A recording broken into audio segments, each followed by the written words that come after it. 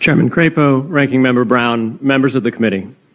Thank you for the opportunity to speak with you today. My name is Peter Van Valkenburg, and I'm the Director of Research at Coin Center, an independent nonprofit focused on the public policy issues affecting cryptocurrency and public blockchain networks. What is Bitcoin? Bitcoin is the world's first cryptocurrency, and it works because of the world's first public blockchain network. What does Bitcoin do? It's simple. It lets you send and receive value to and from anyone in the world using nothing more than a computer and an internet connection.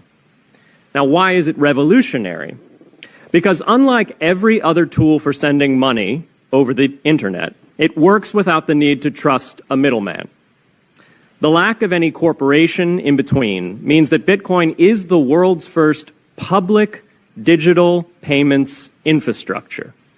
And by public, I simply mean available to all and not owned by any single entity.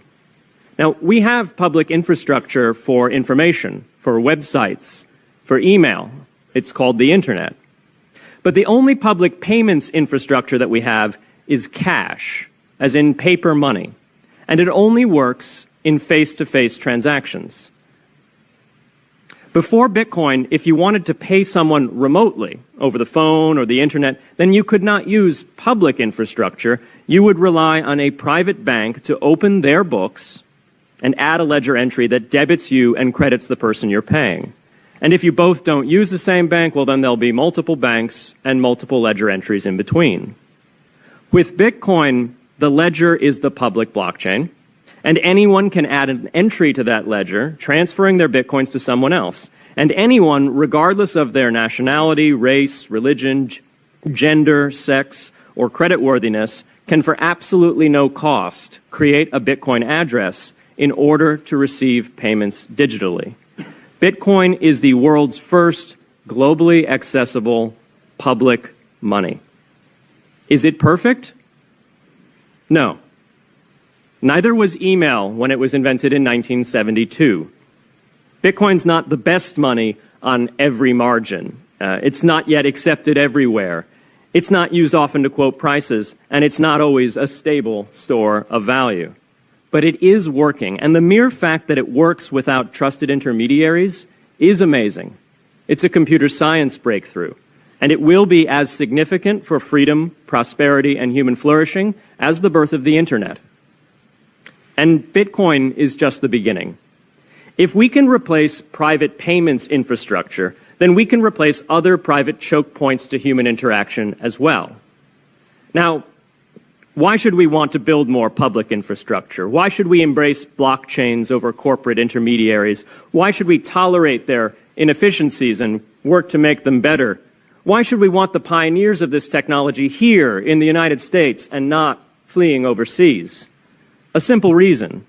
Because the corporate intermediaries providing today's critical but privately owned infrastructure are becoming fewer, larger, and more powerful, and their failures are increasingly grave.